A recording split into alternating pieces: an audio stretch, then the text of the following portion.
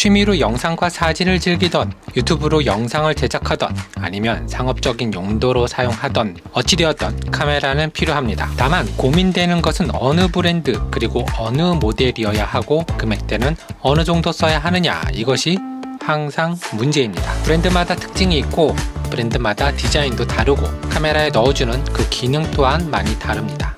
그래서 가끔 우리는 호구가 되기도 합니다. 바로 저처럼요. 안녕하세요, fun더입니다.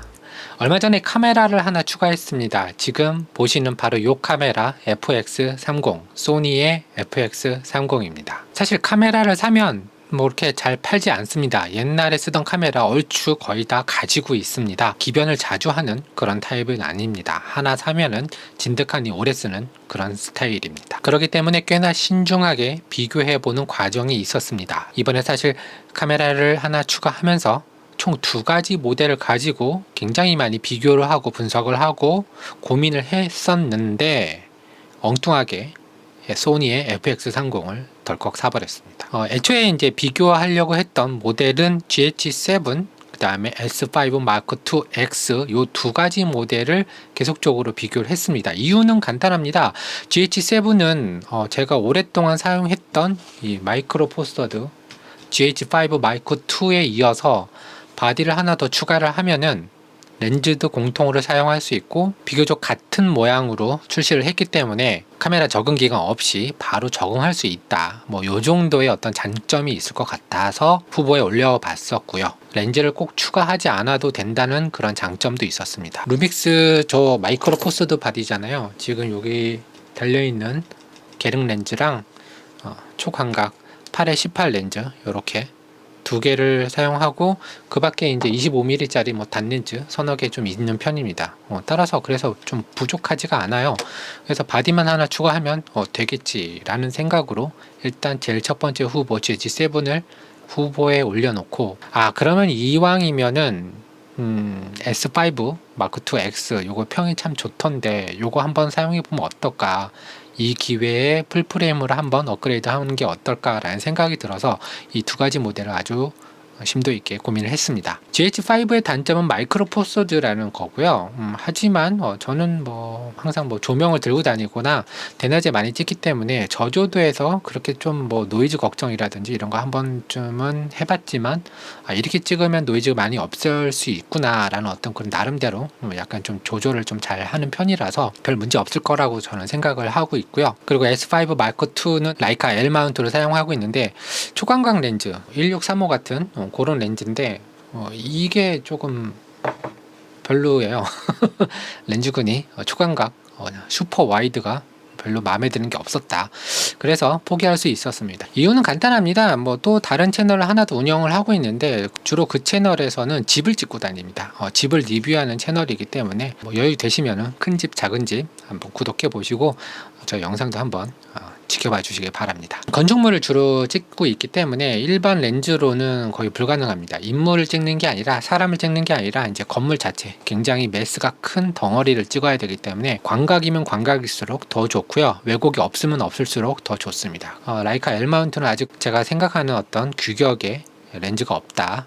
그래서 조금 망설였고 이왕이면 마이크로 포서드에서 좀 벗어나 보자 라는 어떤 취지도 있었고, 그래서 FX30을 최종적으로 선택을 하게 되었고요. 사실 이 파나소닉 마이크로 포서드의 장점은 굉장히 많은 것들이 있습니다. 소니가 항상 강조하는 뭐 리뷰어들을 통해서, 유튜버들을 통해서 강조하는 뭐 4K의 60프레임이 가능하다,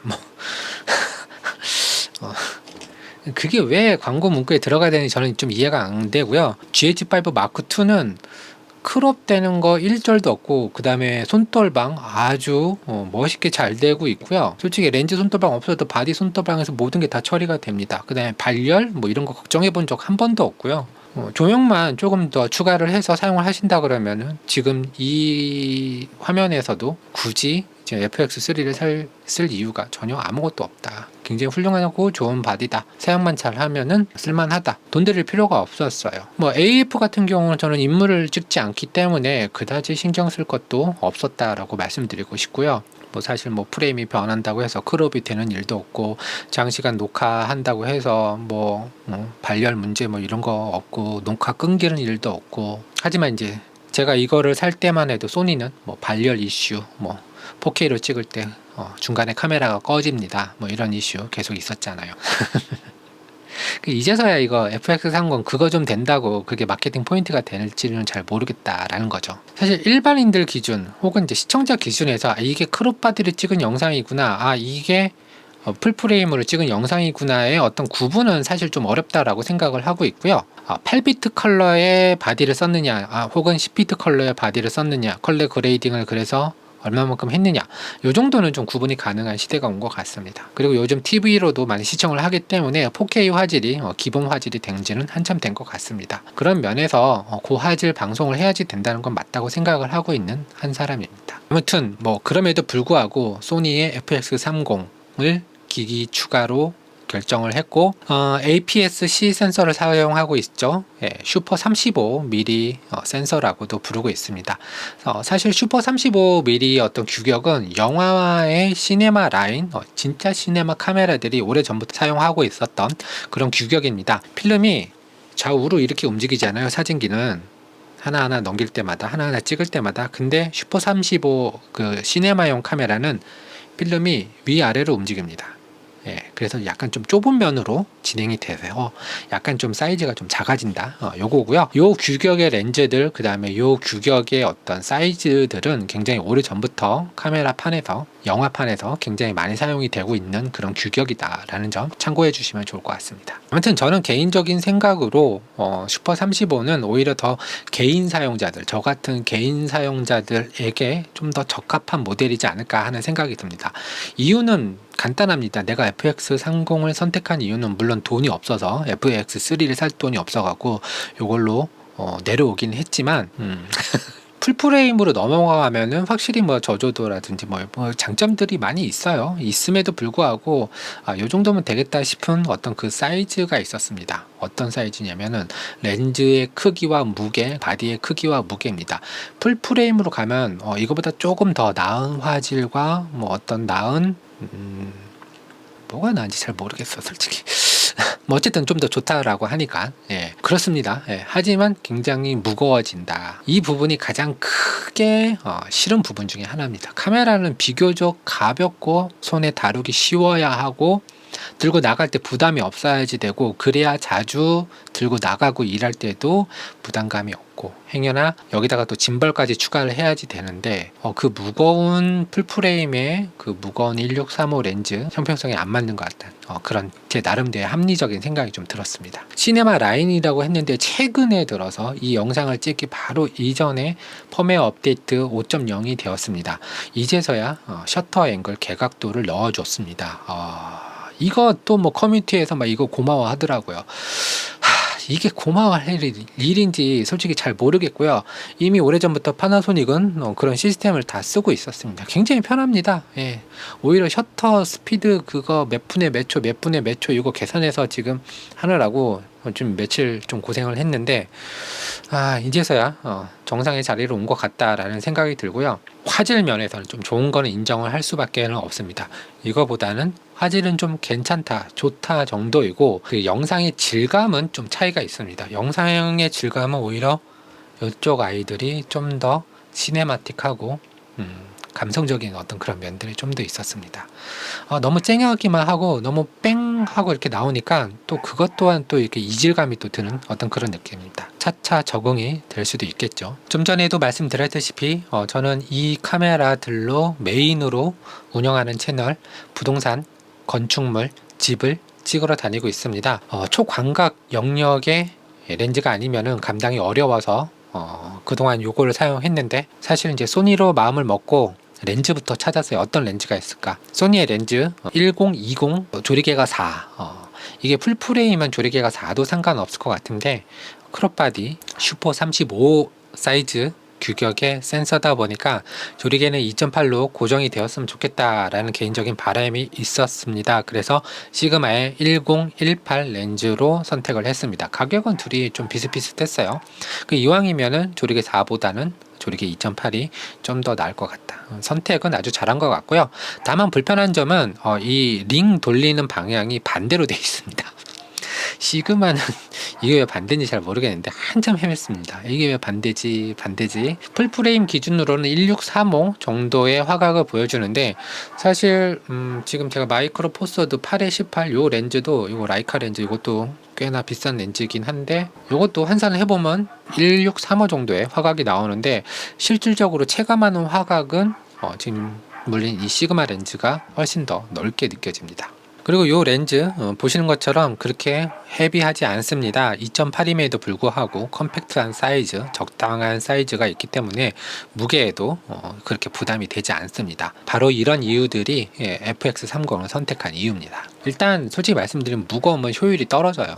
힘들기도 하고 감당도 안 되고 오래 들고 다니면 또 버겁기도 하고 그러다 보면 또 귀찮아지기도 하고 일하기 싫고 그러다 보면은 이제 능률도 좀 떨어집니다. 일할 때 재미가 있어야지 되고 영상에 그 화면 보면서 그 영상이 좀 빨려오는 그런 맛이 좀 있어야지 되는데 무겁고 힘들고 그러다 보면은 짜증나고 덥고 춥고 이렇기 때문에 저한테 카메라 무게는 굉장히 중요한 요소 중에 하나입니다. 그리고 마음에 안 드는 점 뭐 하나 더 있는데요. 뭐 여러 가지 마음에 안 드는 점 많이 있습니다. 근데 그 중에 하나가 개각도 문제였지만 얼마 전에 펌웨어로 해결이 됐습니다. 그리고 파나소닉 같은 경우는 웨이브폼을 그냥 바로 화면에 띄울 수 있습니다. 웨이브폼을 굉장히 작게 조절을 해서 화면 구석에 박아 놓고 그걸 보면서 노출을 굉장히 잘 맞출 수 있는 어떤 그런 모니터가 되는데 소니는 얘네들은 이거 노출 어떻게 맞추라는 거지 도무지 이해가 안 됩니다. 웨이브폼 그거 하나 넣어주는 게 그렇게 어렵습니까? 얘네들은 하고 있는데 했습니다. 셔터 앵글 뭐 이런 것들을 이제서야 넣어주고 이거 시네마 카메라 그렇습니다. 개인이 사용하는 1인 미디어가 사용하는 시네마 카메라 입니다. 그만큼 간편해야지 되고 여러 가지 노출 정보를 확인하는 어떤 그런 부수적인 장비들, 전통적인 장비들은 꼭 있어야지 된다고 생각합니다. 제 입장에서 말씀드리면 이 웨이브폼은 제가 일할 때도 계속 사용해 왔기 때문에 방송국에서 한 엔지니어로 한 6, 7년 일을 했거든요. 이 웨이브폼과 레벨 미터, VO 미터 이런 거 없으면 일을 못 합니다. 이거 꼭 있어야 일을 했습니다. 그게 습관이 들어서 저는 오히려 웨이브폼 보는 게 굉장히 편하고요. 편집기에서도 띄워놓고 일을 하고 있습니다. 웨이브폼 보는 것만 좀 배우면은 굉장히 능률이 빨라질 수 있다. 이 점은 좀 소니가 좀 참고해 줬으면 좋겠고요. 이 시네마 라인 제일 엔트리급이라고 하더라도 얘네들은 있잖아요. 이런 거 생각하면은 니네들도 좀 넣어줘야지 되는 게 맞지 않니? 라고 저는 묻고 싶습니다. 그러나 뭐 어쩌겠습니까? 그냥 써야죠. 알아보니까 5인치짜리, 7인치짜리 이런 이제 외부 모니터 붙이면은 거기서 웨이브폼 지원해 준다라는 어떤 그런 모니터도 있다라고 해요. 근데 또 귀찮게 그 웨이브폼 하나 보려고 또 그 모니터 다 사야 되고 얼마 전에 쓰던 것도 망가져 갖고 지금 못 쓰고 있는데 쓰다 보면은 적응이 되겠죠. 하지만 그럼에도 불구하고 마음에 드는 부분 있습니다. 불평만 투덜투덜 하는 게 아니라 마음에 드는 부분이 있는데요. S로그 지원되죠. 얘는 브이로그, 파나소닉 브이로그입니다. 이게 좀 오래된 모델이라서 그리고 다이나믹 레인지가 공식적으로도 얘보다는 좀 딸리는 게 맞을 것 같아요. GH7의 다이나믹 레인지 정말 궁금한데 그걸 못 써본 게 조금 안타까울 뿐입니다. 일단 이 FX30에 탑재가 되어 있는 S로그 3 요거는 굉장히 다이나믹 레인지가 넓어서 그 보정의 폭이 너무나도 다이나믹합니다. 말 그대로 조금 실패한 샷도 어느 정도 좀 조작을 통해서 조금 복구를 할 수 있었던 경험이 몇 번 있고요. 왜냐하면 초기에 이제 카메라 새로 바뀌면은 좀 실수를 좀 많이 하는 편이기는 해요. 그렇다고 일하러 갔는데 그거를 망칠 수는 없잖아요. 어떻게 해서든지 복구를 해서 얼추 비슷한 노출로 맞추는데 좀 가능하더라고요. 그래서 그런 부분들은 좀 마음에 들었습니다. 그리고 요 GH5, GH 시리즈보다 마음에 들었던 거는 기본 바디 무게가 GH보다는 훨씬 더 가벼웠습니다. 그 점은 마음에 들었습니다. 저는 일단 가벼운 렌즈 굉장히 좋아하기 때문에 예전에 쓰던 이 바디보다 조금 가벼워졌다는 거는 저한테는 개인적으로 장점이 될 수도 있겠다라는 생각을 했습니다. 자, 이렇게 궁시렁 FS30 잘 사놓고 한번 궁시렁 대봤습니다. 계속 쓰다 보면 또 익숙해지고 외부품 없어도 노출 만들 수 있는 어떤 그런 여러 가지 다른 방법들이 많이 있으니까 또 적응해 나가면 되겠죠. 뭐 브랜드 바뀌었으니까 당연하게 올 수 있는 어떤 그런 시행착오의 과정이라고 생각을 하고 있습니다. 업데이트, 펌웨어 업데이트가 나왔습니다. 꼭 업데이트 하시고요. 저는 개인적으로 제가 집에서 바로 했습니다. 아무 문제 없이 업데이트 잘 진행이 되었습니다. 뭐 한간의 이야기로는 뭐 벽돌 뭐 어쩌고저쩌고 얘기하는데 정말 이게 감사해야지 될 부분인 거죠. 업데이트 하다가 벽돌 안 된 거. 참 어이가 없는 상황인 것 같기도 하고 만감이 교차를 하고 있습니다. FX 이 시네마 라인 이 두 모델에만 업데이트를 해줘서 개각도를 넣어줬다는 겁니다. 다른 이하 보급형 혹은 뭐 그냥 사진과 같이 쓸 수 있는 하이브리드 모델한테는 뭐 이런 거 없다라고 해요. 이걸 또 끝나누기로 봐야 되나? 얘네 좀 보고 배워요. 얘는 그런 거 없거든요. 얘는 거의 웬만하면 다 넣어주잖아요. 이렇게 돼야지 되는 게 맞다고 생각해서 이걸 썼는데 뭐 어쨌든 저는 소니로 갈아타는 것까지는 아닙니다. 같이 쓸 겁니다. 이야기가 좀 길었습니다. 네. FX30 이야기는 이후에 좀 더 이어가 보고 여러 가지 영상 많이 제작해 보도록 하겠습니다. 지금까지 분대였습니다. 감사합니다.